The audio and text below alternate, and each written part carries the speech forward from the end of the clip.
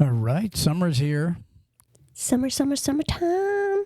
Well, I think this is going to be a good year for truck drivers. I really do. We've been saying it for a long time. I was actually talking to a trucking company yesterday, and they're a flatbed company. And the owner, his name is Mike, a really super guy. And I said, Mike, how's it going? Is it getting better? And he said, oh my gosh, yeah. Good. Yeah. He said this time last year compared to this time this year, he said, we're doing really good. Trucks are just starting to really pick up.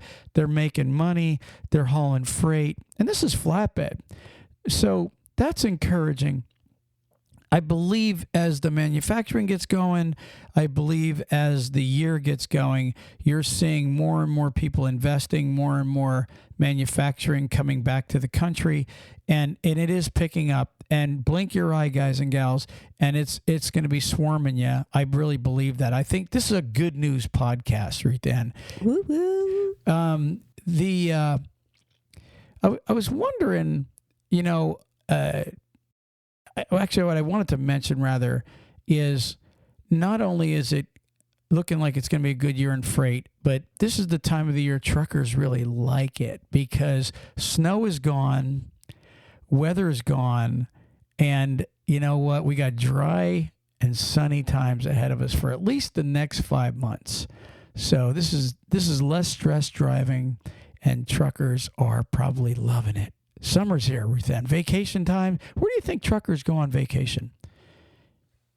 I don't know. Yeah. I really don't know. I mean, I think, maybe they always wanted to see a certain area and they're like, you know what?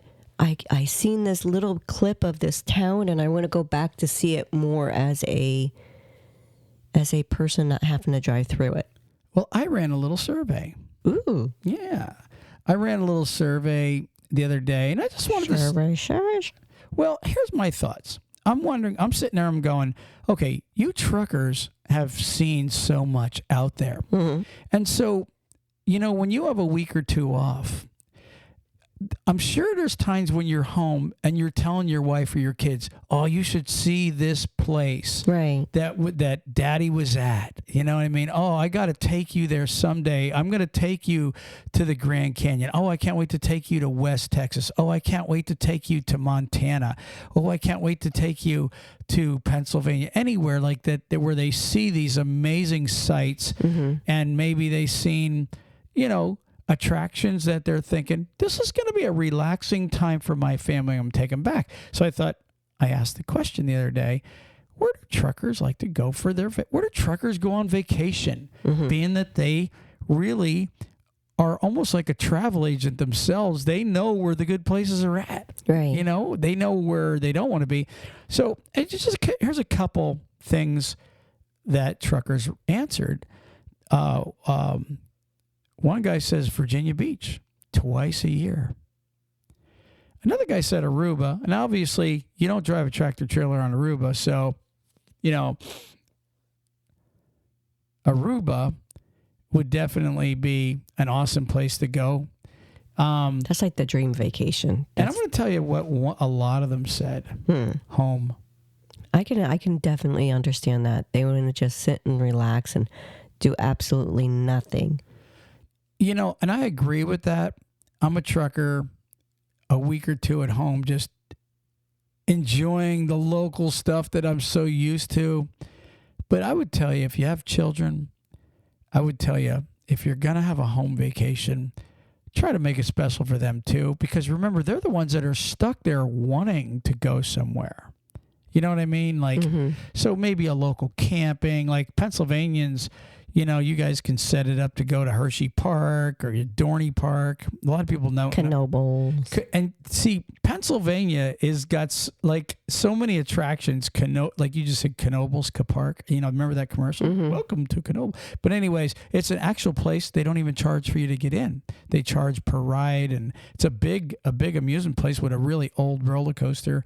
But I'm just saying, if you're gonna take your vacation, and home drivers, and you got kids, try to keep them in mind also, because they need a vacation along with you. And if they're used to being home all day long, Okay, staying at home might not be the greatest thing. Do some things with them. Okay.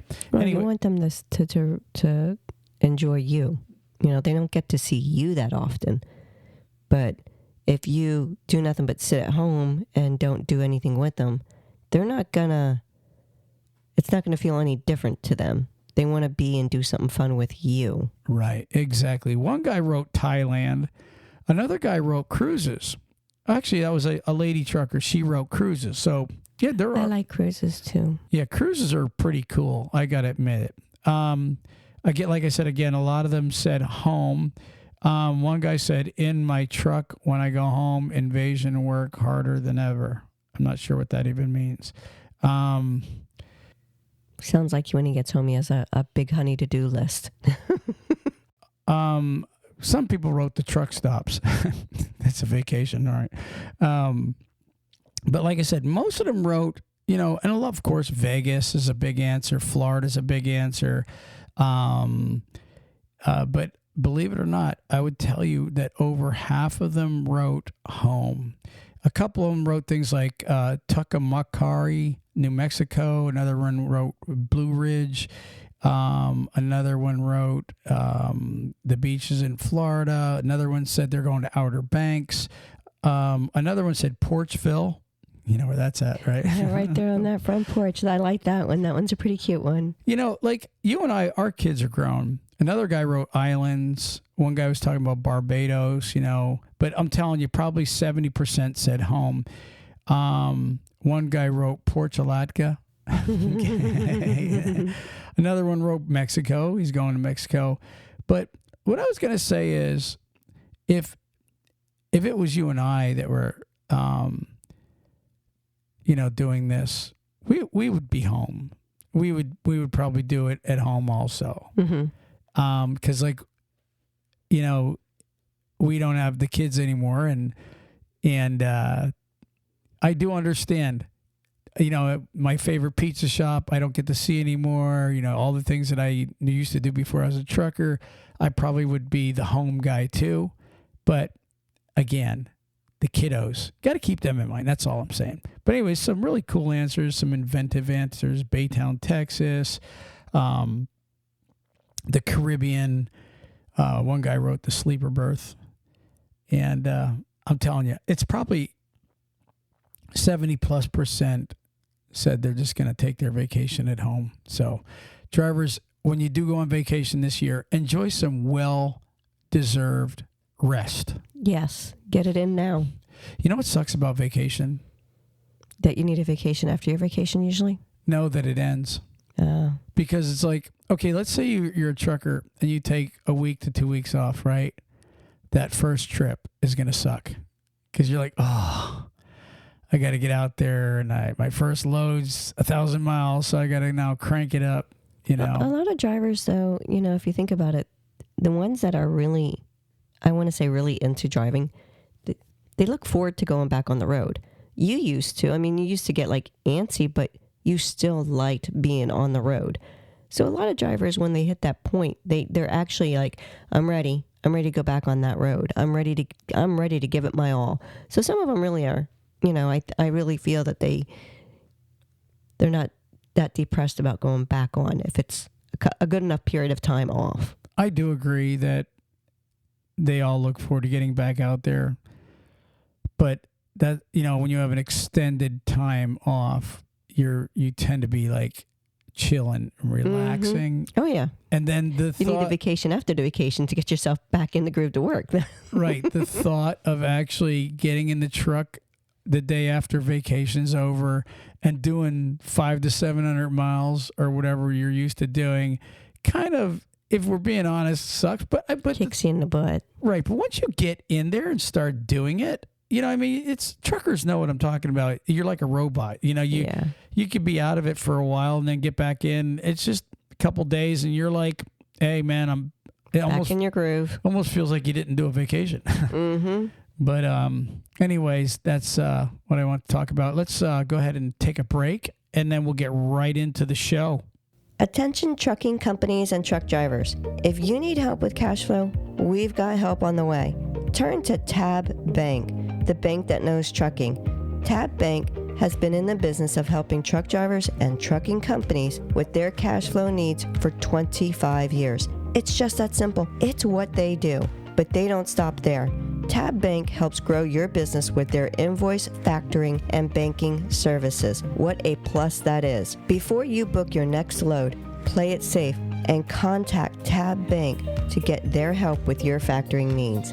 Tab Bank helps determine the credit worthiness of your customers as well as billing and collection efforts on invoices that you factor with them. Let the experts at Tab Bank get you cash quickly for the loads you deliver. Again, it's what they do. Visit tabbank.com/talkcdl to learn more. That's tabbank.com/talkcdl. Tab Bank member FDIC.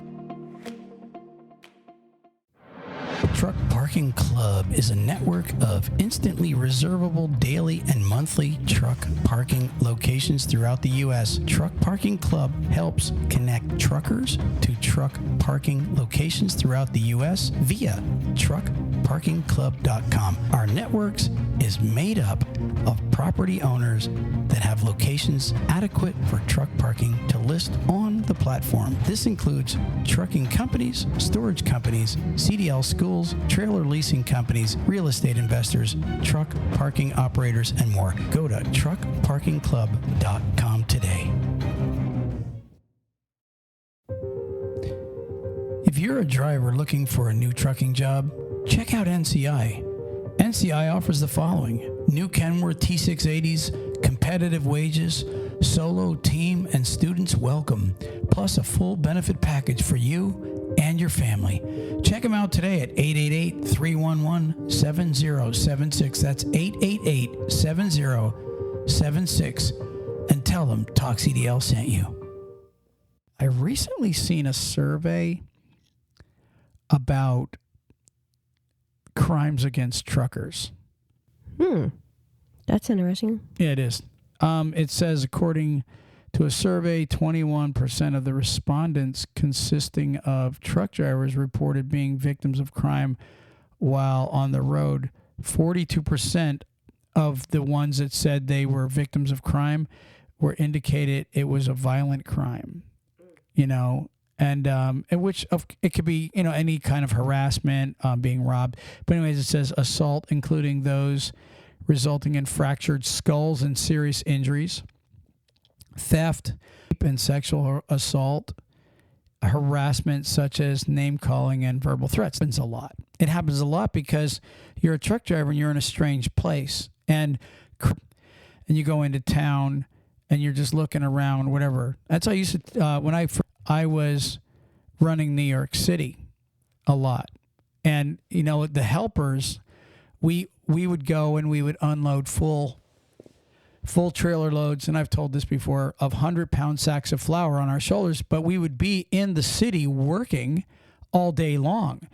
And a couple of the helpers that went with us, they weren't drivers, they were a helper. You had a helper that he knew the city, and so we would go into the city together. And like the advice that every one of them gave was, don't engage with people in New York City. Okay. In fact, a couple of them, their advice was, if somebody comes up to you to ask you a question in New York City, just say F off. Right. And that's how a New Yorker knows, somebody that's scamming knows that, okay, yeah, he's from here. You know what I mean? Versus, you start people asking you for money, they're asking you for this or for that. A lot of times when you're in a strange place, whether you're a trucker or somebody else, criminals can spot you a mile away. And so you can become victim of a scam or a robbery or anything like that. Yeah, I could see that definitely. When it comes to, someone from not in that area, I mean, I know many people that, just even thinking of the older, like my mom, she likes to watch the Facebook a lot. And when she sees certain things on Facebook, she'll actually believe a lot of that stuff because, especially with AI, it makes you have to really question it and you have to really pay attention to it and do more research than just what's on Facebook to try and find out if something's correct or not. And these elderly people don't understand that. So if you have someone that's not from an area and going into an area, it could be very easy for them to not understand certain routes or certain areas to stay away from. For over 20 years, Summar Financial has been a trusted partner for owner-operators and small carriers, providing fast, flexible, and transparent freight factoring solutions that keep businesses rolling. Here's why truckers choose Summar. Number 1, same-day payments. Number 2, if a broker doesn't pay, Summar takes the loss. Zero risk for you. Number 3, no reserve plan. Get all your money up front with no hidden final payouts. Number 4, no long-term commitment. Try Summar with no minimum volume requirements or long-term contracts. Number 5, fuel card program with top savings. The best network in the country, flexible payment methods, and IFTA support. With fast, hassle-free payments, technology-driven solutions, dedicated account executives, no surprises, no hidden fees. Trust Summar Financial to get your invoices paid today. And when we say paid today, we mean paid today. For more information and to learn about Summar, go to landings.summar.com/talkcdl. That's landings.summar.com/talkcdl. At Spectrum Insurance and TruckingInsuranceGuy.com, we deliver fast, reliable, and affordable trucking insurance built for owner-operators and fleets alike. I used to be an owner-operator myself, so I know what matters on the road. Whether you're running cross-country routes or making local deliveries, we tailor your coverage to meet DOT requirements and keep your rig rolling. From liability and cargo to physical damage and more, we've got your back. Need a quote? Visit TruckingInsuranceGuy.com, or if you prefer to talk, call our Spectrum team for expert advice and unbeatable services at 507-884-1312. That's 507-884-1312, where there's always a human answering a phone. So, listen to this story. There was a trucker in, I think it was New Jersey, right? And he was parked out in an unlit area, right? And a knock on the door while he was sleeping, right? A parking lot hostess was the hostess with the mostest. Right. A female was offering, her thing. What? What are you laughing at? I'm just saying her thing. She was the hostess of that parking lot, and she was doing her hostess thing, right? Well, so she gets in the truck, and I guess as things were going on, next thing you know, there's another guy behind her crept in with a gun. So that's why you don't play with those hostess. Right. So she was the hostess with the mostest, all right. So anyways, next thing you know, the trucker is tied up. And he's tied up to a tree. And guess what? Guess what is missing now? His truck and his trailer? And his load. So finally, I guess he gets rescued or whatever the case is. And he gets fired. You believe that? Well, I could believe getting fired for losing your trailer and your tractor, and I'm sure he had much other things to worry about other than just that too. Right. But it really stinks because that's on his record now. Right. So you get robbed by the parking lot hostess and her accomplice. You get tied up. your truck gets taken, and then you get fired, and most likely because of what you were participating in that, ended up The unprofessional activities in your tractor. right. And I know some truckers are going, "Whoa, what is it anybody's business what I'm doing on my off time?" Well, your what's the word I'm looking for? It's still representative of the company. Your playtime affected the company, and they lost their truck and trailer, and now here you are, okay, fired. I wonder how do you explain that to your next boss that's going to hire you? Well, so this is my last job. Well, I was participating in a survey in the parking lot with a female hostess, and I got robbed, and they took my truck and my load. Some companies will think you might have been in on it. You know what I mean? I'm sure that's a lot of, would cross their mind. But here's the bottom line is, okay, this was a crime, and this was a trucker. I kind of getting off subject here because this is really crimes against truckers, and that was obviously a crime against a trucker. And, obviously when the hostess knocked on the door, he should have said, "No, ma'am, I'm not interested in your services today, ever." So going, yes. I would get one of those no soliciting stickers and put it on the outside of my truck. Well, didn't you ever see one of those stickers that's got a lot lizard with a slash through it? Yes. So anyways, going back to this survey and everything, it says, here's some of the things when they surveyed these truckers that were victims. Remember, it said 21% of 42% of the 21% said it was a violent crime. And so here's what they said some of their answers were. They were given a fractured skull and smashed left shoulder by a guy with a baseball bat trying to rob me. That's what one guy said. So you got some guy. You guys got to realize one thing. If somebody comes up to you and they're going to rob you and they have a baseball bat, well, there's most likely you're getting hit by that bat because they don't want you to chase them. Yeah, that's what I was thinking.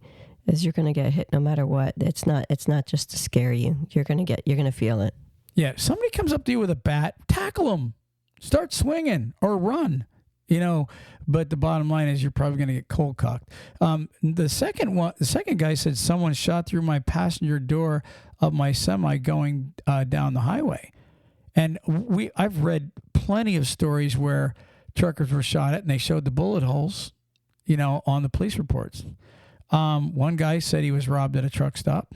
Another one said, I had objects thrown at my truck that caused damage while traveling down the interstate. That's another thing truckers got to really watch for. You know how many bridges a trucker goes under in a day alone? Hundreds. I was actually thinking that, where they throw the rocks off the overpass and...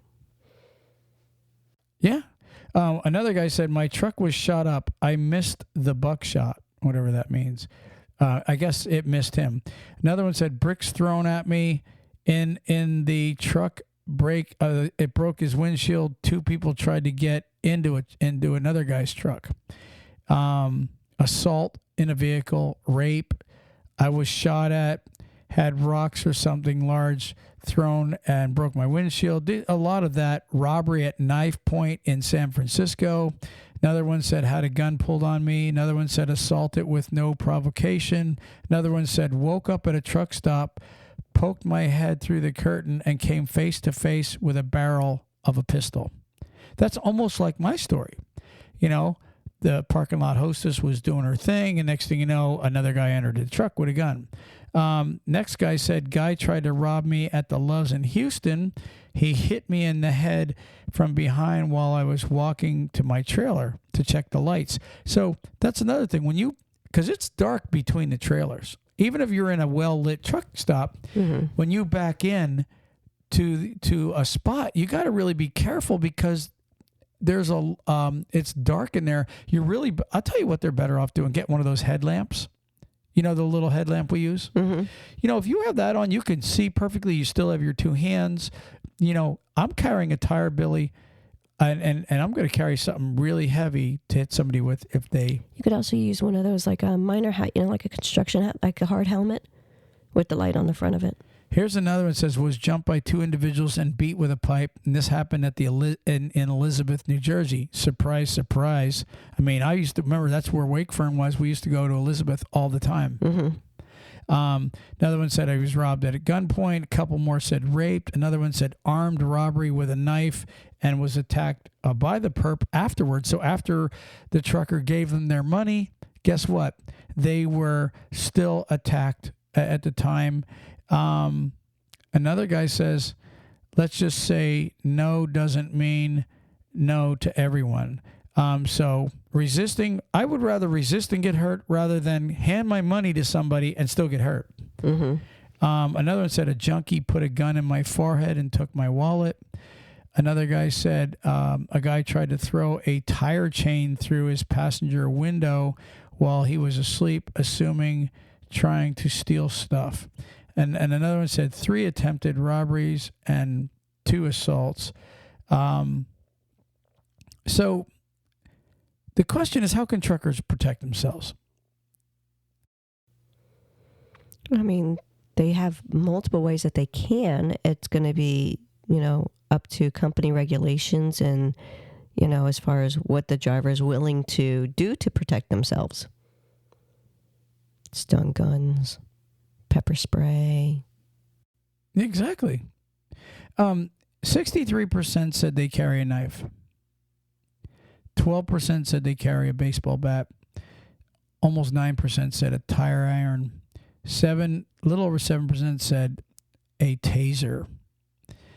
And then of course some people said they have wasp spray. And you know, people don't realize that wasp spray. You know how far wasp spray shoots? It starts pretty far because you got to be able to hit the nest. Yeah, it's like 20 feet, and it's a stream.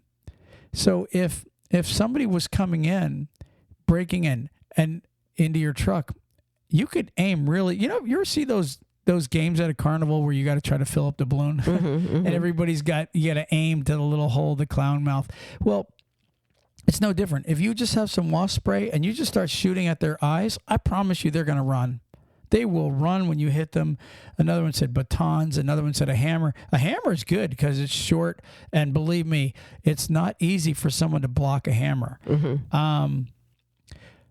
I would tell you guys one of the best things to do is have a ratchet strap and just strap from one door handle to the next door handle. Mm-hmm. And just strap it tight to where there's absolutely no way they're going to open that truck. There's no way to open that. They have to smash the window to get in. And if they're going to smash your window, guess what? You're going to hear the noise. Exactly. You're going to hear the noise, and you got plenty of time to go ahead and make your move. Now, there was something else I wanted to mention. Guns. Should a trucker carry a gun? I personally feel if the trucker wants to, he should be able to. Yeah, and I know most DOT officers don't have a problem with it if you're a legal gun carrier. Meaning, if you have a felony and you get pulled over and there's a gun in your truck, you're probably going to jail. But if you have a legal carry permit and you're in a state that accepts the CCW or whatever it's called. A concealed carry weapon. Yeah. The most, in fact, we've interviewed DOT officers and they said they don't have an issue with it. Okay. And some do, but that's only, again, if you're a felon. So if it was me, I would probably have a gun with me. Not that I want one. I would just probably exercise my right. And any trucking company that tells you you cannot carry a gun, personally, I don't agree with them. I mean, I know a lot of trucking companies have that policy. So, anyways, moving on. I just want to mention one other thing here. The Advanced Clean Air Act is going away. Yes. Now, here, listen to this. It says advanced clean trucks regulation. The resolution that passed the Senate today was championed by Senator Deb Fischer of Nebraska. It will revoke an EPA waiver that allowed California and other states. There was 10 other states that were starting to go with this Advanced Clean Air Act, right? It says regulation, which has been adopted by 11 states, requires medium and heavy duty trucks manufacturers to sell increasing percentages of zero emission vehicles from 2024 to 2035. So it says, soon the Senate is expected to advance another resolution championed by Senator Mark Wayne Mullen of Oklahoma that will revoke an EPA waiver that allowed California and other states to enforce its low NOx, nitrous oxide, omnibus rule. This rule, which has been adopted by 10 states, imposes stringent emission standards on truck sales. Both mandates are untethered from reality and would have been extraordinarily costly to fully implement. Even states that have adopted the standards are acknowledging reality by scaling back and delaying implementation, according to the ETA. And what that just said, Ruth Ann, was the ones that were going to go along with California, they're like scaling it back because they realize there's no way it's going to happen and it's too expensive. This is going to crush everybody. It says trucks today produce 99% fewer nitrogen oxide and particulate matter emissions than those on the road decades ago, and new trucks cut carbon emissions by over 40% compared to a truck manufactured in 2010. As a result, 60 of today's trucks emit what just one truck did in 1988. Remember 1988, all the trucks had these big black puffs of smoke going. Mm-hmm. Well, they literally, without having a zero emissions goal, literally truck manufacturers have turned it around to where drivers or trucks are not, gagging you. Remember, it used to gag you. You'd be behind one and you would gag. They've come a long way, but the California clean air, they're like, by a certain year, you got to be all battery operated and all this other stuff, right? It says, trucking is an industry of innovators. We don't need government mandates to tell us how to reduce our environment impact. We've been doing it for 40 years with a record to show, all while moving an ever-increasing percentage of goods that Americans expect and demand or depend on every day. So listen, just a couple quick notes. The industry has been banking on these battery-operated trucks forever. They're not proven, and they are way too costly. They're saying that it was going to get better. There is absolutely no way when these batteries wear out, they're just pretty much junk is what they are, okay? Replacing the battery is probably almost as costly as buying a new truck. I would tell you that the bottom line with this is, I think it's just another way for people to try to make money. A world of battery-operated vehicles versus actual diesel or gas. Why do you think we have the resource under the ground? Honestly, the earth is loaded with resource to be able to use. Why wouldn't we want to use it? I don't believe that they were ever correct in trying to implement battery-operated vehicles. It doesn't even work. You got to charge them forever. They break down a lot. It's just a bad deal all the way around. If they had a proven, Ruth Ann, if it was proven, right? That was Ruth Ann's stomach, by the way, growling. I don't know if anybody heard that growl. But anyways, if it was a proven thing where you have a truck manufacturer that's, like you look at the average truck driver that fuels up, he can go 1,250 miles on one tank. Okay. So it's like, you cannot compare that with having to charge every 400 to 500 miles. And if you're going up mountains, it's probably down to 300 miles. There's no way that you can get the work done with battery operated trucks. Mm-mm. Don't get me wrong. Those these electrical, what they call electric vehicles, which are battery operated, boy, they're powerful, but they go down real fast. They run out of energy real fast, and then it takes forever to recharge them. Truck drivers would never even make $1 if they had to operate on the road in a battery-operated vehicle, because they would lose so many driving hours just in charging. It's just ridiculous. I could see if it was certain local areas only, and I could see if the company, like say Choice Trucking, did local deliveries within like, 100-mile radius or whatever, and they're picking up at the distribution center and delivering to Publix all over the place, whatever. And every Publix had a charging station for his truck, and that was the only thing. I can understand certain things like that being helping out. But in that article that you're reading, one that I was reading, the government, the person in California that was trying to push it said it's an assault on the state's rights. The federal administration claims to support that puts national air quality standards out of reach and will have devastating effects for 150 million Americans. That's what he's trying to say. But that's their air quality. That's coming from the bunny huggers. Right, their air quality. Okay, well, how about you go into California where you're trying to push this and get rid of all the smokers, get rid of all of the businesses that are producing those the smoke. California's destroyed their own area. It was them that was destroying it, because the air quality outside of California is so much better. Did you know that cows farting gives off more emissions? Now, this is what I'm told. Now, it could be just a internet rumor. I'm gonna real search it quick. Research it, because I've heard that the amount of farting that the cows do gives off more emissions than anything.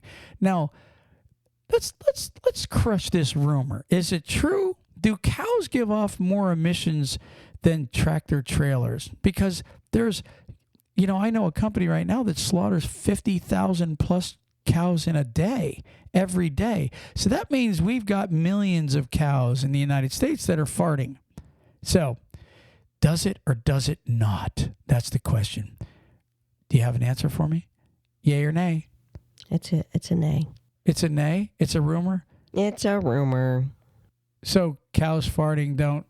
It's a dad's joke, it says.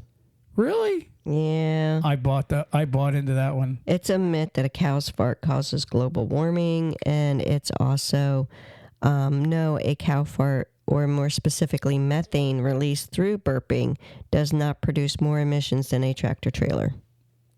Okay. All right. Well, I've been proven wrong. Well, actually, you know what? It was just something that I actually believed and never looked into myself. And I thought, you know what? It sounds like it could be. Boy, I'm like your mom. I'm believing stuff on the internet now. Ooh.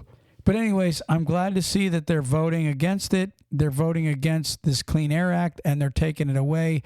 It's a long time coming. Nobody could, California, if we're being honest, California has implemented every dumb law that the industry has been strained by.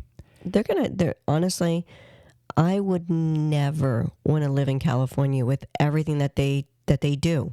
I mean, ports, all the issues that they created with the ports, all the issues that they're creating with the tractors and with the drivers that have to, deal with it.